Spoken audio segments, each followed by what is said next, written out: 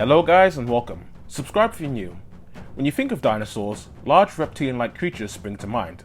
What if I told you that millions of years ago, an island existed that dwarfed gigantic dinosaurs down to minuscule versions of themselves?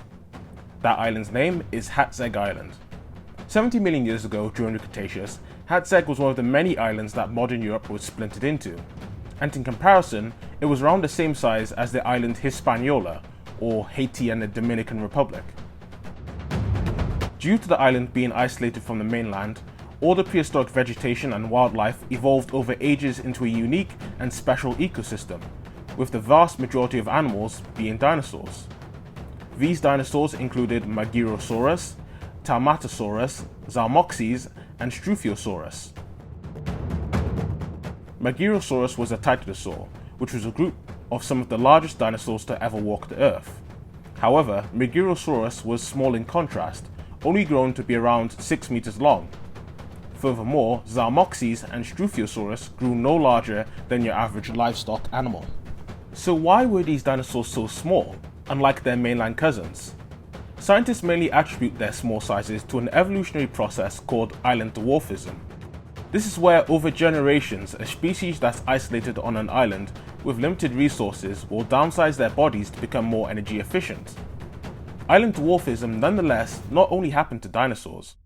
In the distant past, a dwarf species of humans known as Homo florensis made their home on the island of Flores, as well as the pygmy mammoths of the Channel Islands. Whilst the Hateg dinosaurs likely aren't the first and won't be the last animals to shrink on an island, the creature that lay at the top of Hateg's food chain was anything but small. In fact, it wasn't even a dinosaur. The gigantic pterosaur Hatzegopteryx reigned supreme over the island. Instead of being shrunken by island dwarfism, scientists believe that the opposite, island gigantism, happened to Hatzegopteryx, resulting in a pterosaur that measured to be about as tall as a giraffe at 18 feet, as well as it having a wingspan of approximately 10 meters. Unfortunately for the dwarf dinosaurs, they all ended up as prey for Hatzegopteryx, who would have likely used its 3-meter long skull to skew its victims. Despite mentioning pterosaurs and dinosaurs, Hateg Island was also home to Gargantuavis, a large flightless bird somewhere in between the size of an ostrich and a cassowary. However, from the fossils we have, it doesn't appear to be closely related to any modern birds or their ancestors. Instead, paleontologists believe that Gargantuavis may be more closely related to the Hateg dinosaur Balor Bondoc, which was an unusual raptor given how, instead of possessing the standard 3-fingered hands and a foot with a large claw held off the ground, Balor only had 2 fingers in each hand, but also has 2 sickle claws on each foot.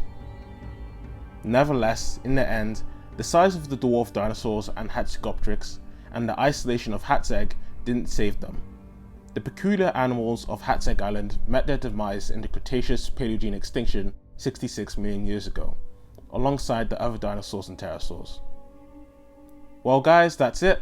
Sorry that it took so long for me to get around to another Dinophile. I hope you guys enjoyed this video. If you did, then leave a like and subscribe if you want to catch more Dinophile videos in the future. I hope you guys enjoy the rest of your day and see you soon.